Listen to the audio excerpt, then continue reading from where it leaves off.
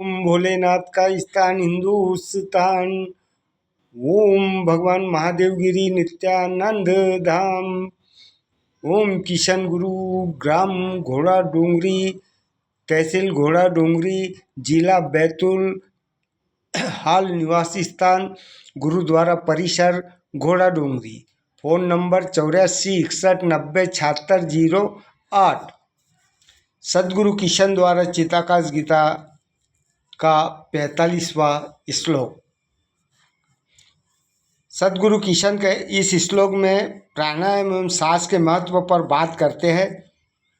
कहते हैं, बिना सांसों पर नियंत्रण या तो प्राणायाम के बिना योगी हो सकता है, ना ही सन्यासी हो सकता है। खास श्वास मनुष्य के लिए इतनी ही महत्वपूर्ण है।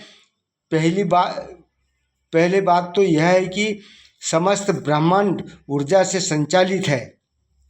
हमारे श्वास पर नियंत्रण उतना ही जरूरी है जितना कि नाव के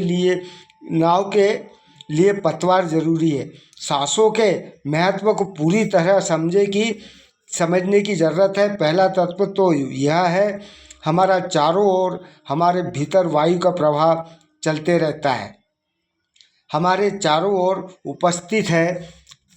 हम श्वास के माध्यम से प्राण ऊर्जा को हम इस स्थूल शरीर में लेते हैं, भरते हैं।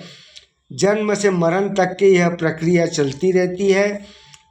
स्वाभाविक है कि इसके लिए हमें प्रयास भी करना पड़ता है। हमें याद भी नहीं रखना पड़ता कि हम श्वास ले रहे हैं या नहीं। श्वास हमारे स्थूल शरीर से सूक्ष्म शरीर को जोड़ती है।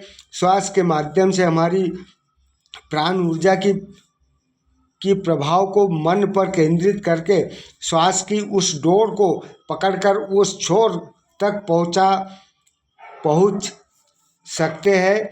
श्वास की आने जाने वाली वायु को शरीर में भरते हैं। यह हमारा आत्म तत्व है। श्लोक नंबर 46।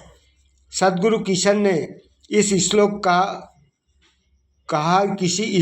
में कहा है, किसी सज्जन पुरुष के लिए सभी सज्जन हैं, उसमें कोई बैर नहीं है, किसी में भी कोई बुराई नहीं दिखती है।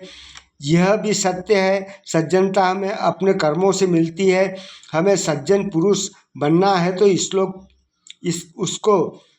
उसके लिए प्रयास भी खुद को ही करना है। आँख में उंगली लगाने पर यह संसार हमें तिरछा दिखाई देता है।